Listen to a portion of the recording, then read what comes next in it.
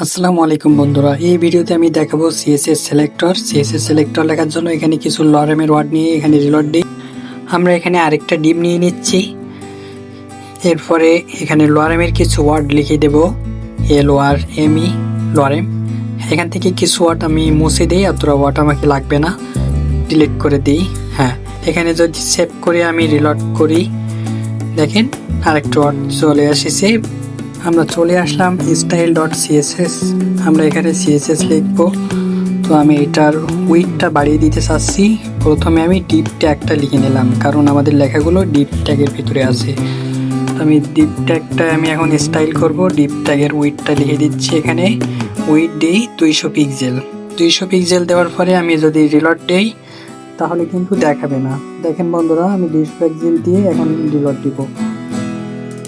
Reload দিলে দেখাবে না। কিসের জন্য দেখাবে না? কারণ আমাদের লিঙ্ক করা নেই। আমাদের এখন একটা লিঙ্ক করে দিতে হবে style.css এর ভিতরে। এখানে বলে দিতে হবে যে আমাদের ওই ফাইলে একটা লিঙ্ক আছে, ওইখানে তুমি যাও। তো তার জন্য আমাদের এখানে কি করতে হবে? একটা লিঙ্ক তৈরি করতে হবে। লিঙ্কটা তৈরি করার জন্য আমি এখানে কি ব্যবহার করব? এখানে লিঙ্ক ব্যবহার করতে হবে। তো আমি ফটাফট লিখে দিই এখানে লিঙ্ক। আর এই লিঙ্কের নামটা দিব উপরে যে আমাদের ফাইলের যে নামটা আছে সেই ফাইলের নামটা আমরা এখানে দিয়ে দেব। তো এখানে আমরা ইন্টারসেপ্ট ফাইলের নামটা দিয়ে দিলাম। দিয়ে রিলোড দেওয়ার সাথে সাথে দেখেন আমাদের কোড কিন্তু কাজ করছে। এখানে এসে যদি আমি আবার হাইট দিয়ে দিই, আমাদের একটা হাইট দেওয়ার জন্য আমাদের একটা ডিক্লারেশন ব্যবহার করতে হবে, হাইট। আমি হাইট দিয়ে দিলাম 200 পিক্সেল। দেখি আমাদের কোডটা কাজ করছে কিনা। তো আমি এইখানে 200 পিক্সেল লিখে দিই আগে। হ্যাঁ, 200 পিক্সেল লেখা শেষ। এখন আমি রিলোড দেব। রিলোড দিয়ে হ্যাঁ, আমাদের কোডটা এখানে কাজ করছে। এবার আমি দেখবো এটার কালারটা কাজ করে কিনা। তো কালার ব্যবহার করার জন্য আমি এখানে ফটাফট লিখে দিব কালার। কালার আমি কি কালার দিতে চাই? আমি দিব রেড কালার। তো আমি রেডটা এখানে লিখে দিলাম। দিয়ে আমি রিলোড দেব, দেখি কাজ করছে কিনা। হ্যাঁ, আমাদের কোডটা সঠিকভাবে কাজ করছে। তো আমি এবার এখানে লিখে দেব ব্যাকগ্রাউন্ড কালার। তো আমি ব্যাকগ্রাউন্ড কালার এখান থেকে যে কালারটা বেছে নিলাম, হ্যাঁ আমি এই কালারটা এবার রিলোড দিয়ে দেখি হ্যাঁ আমাদের কোডটা কাজ করেছে। তো আমি ধরেন চাই একটা গ্যাপ চাই, এদের দুইটা ডিপ একসাথে জোড়া লেগে আছে, তো তাদের মাঝখানে একটা সুন্দর একটা গ্যাপ চাই। তো আমি এখানে লিখে দেব মার্জিন। এখানে আমি মার্জিন লিখে দেব, ধরেন আমি 20 পিক্সেলের একটা মার্জিন চাই। Margin 20 pixel. তাহলে কি আমাদের সব দিক থেকে 20 পিক্সেলের একটা মার্জিন পেয়ে যাবে। দেখেন আমাদের একটা মার্জিন পেয়ে গেছে। রিলোড দিলে অনেক সুন্দর করে কোডটা আমাদের কাজ করতেছে।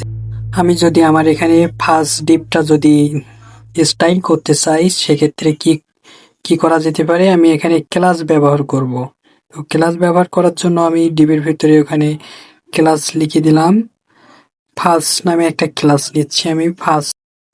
তো এখান থেকে আমি চলে আসলাম style.css। এখানে আমি আমার ক্লাসটা সিলেক্ট করব। ক্লাস সিলেক্ট করার জন্য আমাকে একটা ডট ব্যবহার করতে হবে। তো আমি এখানে ডট দিয়ে দিই, তার মানে ক্লাস বোঝাই। ডট মানে ক্লাস। আমি ফটাফট লিখে ফেলি ফার্স্ট। এবার চলে আসলাম আমাদের স্টাইল ডট ফাইলে। এখানে এসে আমি ব্র্যাকেট দিয়ে এখানে যদি আমি লিখে দিই ব্যাকগ্রাউন্ড কালার ব্লু দিয়ে যদি আমি রিলোড দিই, তাহলে আমাদের কিন্তু ফার্স্ট ডিপটা ভুল হয়ে যাবে। কিন্তু আমাদের কোড কাজ করছে না, তার মানে আমাদের কোথাও ভুল হয়েছে। তো আমাদের ভুলটা কি হয়েছে একটু দেখে আসি। তো বন্ধুরা, ভুলটা আমাদের ছিল সেভ করা হয়নি। যে আমি সেভ করে রিলোড দিলাম সে আমাদের কিন্তু ভুল হয়ে গেল। অনেক সুন্দর করে আমাদের কোডটা কাজ করছে। দেখেন বন্ধুরা, এখানে যদি আমি আরো অনেক কিছু লিখে দিই, যদি আমি আরেকটা একটু এখান থেকে আমাদের ব্যাকগ্রাউন্ড কালারটা যদি একোয়া করে দিই, যদি একোয়া করার পরে যদি রিলোড দিই, তাহলে দেখেন আমাদের কোডটা কিন্তু সঠিকভাবে কাজ করতেছে। এখানে আমাদের ইচ্ছাতি মতন স্টাইল করতে পারবো। তো আমি এখানে এবার যদি ব্ল্যাক কালার দিয়েই, তাহলে এখানে এটা ব্ল্যাক হয়ে যাবে। দেখেন এটা আমি কালার পরিবর্তন, এখানে আমি এবার দেব ব্ল্যাক। তো আমি ব্ল্যাক দিয়ে সেভ করে দিয়ে যদি রিলোড দিই, তাহলে দেখবেন ব্ল্যাক হয়ে যাবে। ব্ল্যাক হয়ে গেছে। আমাদের কোডটা অনেক সুন্দরভাবে কাজ করতেছে। তো আমরা বন্ধুরা এবার ডিপটাকে নিচে আমরা প্যারাগ্রাফ নিয়ে নেব। লরেমের কিছু ওয়ার্ড নিয়ে নিই। এখানে লরেম লিখে দিই আমি লরেমের কিছু ওয়ার্ড। হ্যাঁ, এখানে আমরা ডিপ ট্যাবের একদম নিচে কিছু প্যারাগ্রাফ নিলাম, রিলোড দিয়ে দেখি। হ্যাঁ, এরপরে আমরা ডিবের ভিতরে একটা প্যারাগ্রাফ নেব, দুইটা ডিবের ভিতরে দুইটা প্যারাগ্রাফ নেব। এখানে আমি পি লিখে লরেমের কিছু ওয়ার্ড নিয়ে নেব, পি লিখে দিলাম। এখানে লরেমের ওয়ার্ড, তো আমি এখানে লরেমের কিছু ওয়ার্ড নিয়ে নিই। লরেম, হ্যাঁ লরেম লিখে দিলাম। লরেমের আমি এখানে অল্প কিছু ওয়ার্ড নেব, ধরেন লরেমের 10-15টা ওয়ার্ড নিয়ে দেখি, 10টা ওয়ার্ড। এখানে আমি এন্টার করে দিলে লরেমের 10টা ওয়ার্ড চলে আসবে, যেহেতু আমাদের এর ভিতরে জায়গা কম। তুমি সেভ করলে দেখেন রলেমে ওয়ার্ড চলে এসেছে। এটা কিন্তু আমাদের প্যারাগ্রাফ। সেম ভাবে আমি ডিপ ওয়ানের ভিতরেও প্যারাগ্রাফ লিখে নিই। এখানে পি ট্যাগ দিয়ে আমি লরেম লিখে দিলাম। লরেম, লরেমটা আমাদের হাত কিবোর্ডে লিখতে হবে। লরেম, ধরেন আমি 15-20 ওয়াট এখানেও নিয়ে নিচ্ছি, কারণ আমাদের জায়গাটা ছোট, অল্প কিছু ওয়াট নিতে হবে। 20 ওয়াট নিয়ে আমি এন্টার করে দিয়ে যদি রিলোড দিই, রিলোড দেওয়ার সাথে সাথে দেখেন চলে এসেছে ওয়াটগুলো। তো এই তিনটে কিন্তু আমাদের প্যারাগ্রাফ। এই প্যারাগ্রাফ তিনটা আমি এখন স্টাইল করে দেখাবো। আমি সিএসএস স্টাইলে চলে যাচ্ছি। এখানে আমি পি ট্যাগ নিয়ে, আমার পি ট্যাগটা কিন্তু সিলেক্টর।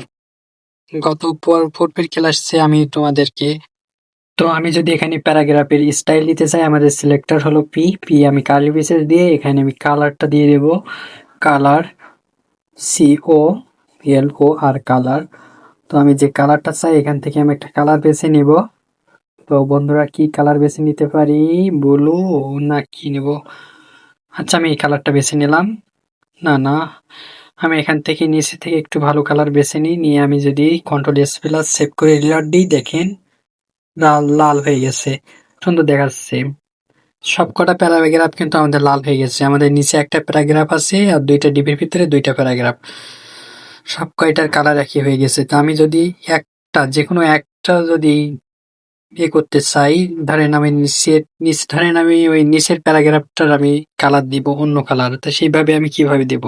সবকটা তো একইভাবে কাজ করতেছে। তো আমি সেক্ষেত্রে ব্যবহার করতে হবে ক্লাস। তো ক্লাসটা কিভাবে ব্যবহার করতে হবে দেখেন।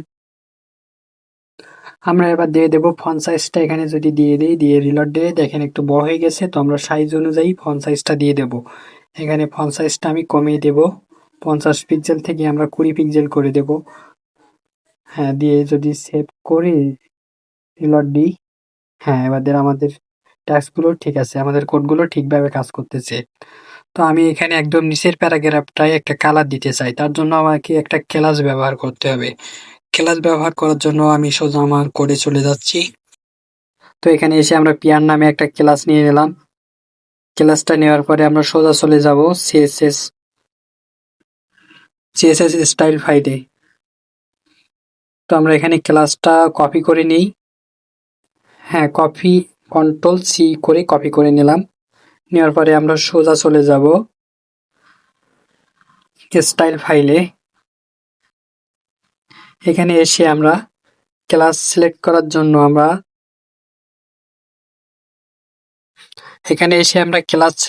জন্য ডট ব্যবহার করব। ডট ব্যবহার করে আমাদের ক্লাসের নামটা লিখে দেব, তারপরে কার্লি ব্রেসেস, এখানে আমরা কালারটা লিখে দেব, কালার। প্রপার্টি লিখে দিলাম, প্রপার্টির ভেতরে আমাদের ভ্যালু থাকছে কালার। তো এখানে আমি দিয়ে যদি রিলোড দিই, দেখেন আমাদের কোড ঠিক মতন কাজ করেছে, নিচের প্যারাগ্রাফের কালারটাও ঠিকভাবে চলে আসছে। তো আমাদের ডিবির ভিতরে যে প্যারাগ্রাফগুলো আছে সেগুলো সিলেক্ট করার জন্য আমি ডিপ লিখে দিলাম, আর ডিবির ভিতরে যেহেতু প্যারাগ্রাফ সেজন্য আমি প্রথম অক্ষর পি লিখে দিলাম, দিয়ে কার্লি ব্রেসেস দিয়ে আমি এখানে বলে দিব যে তার কালারটা কি হবে। তো আমি কালার লিখে দিলাম, দিয়ে কোলন দেওয়ার পরে এখানে আমি যে কোনো একটা কালার সিলেক্ট করে দিই, দিয়ে সেভ করে যদি রিলোড দিই, হ্যাঁ আমাদের কোড কাজ করেছে। তো এই ছিল আমাদের আজকের ভিডিওটা ভালো লাগলে সবাই লাইক, কমেন্ট এবং সাবস্ক্রাইব করে রাখবেন, যাতে ইউটিউব অ্যালগোরিদম বুঝতে পারে যে ভিডিওটা হেল্পফুল।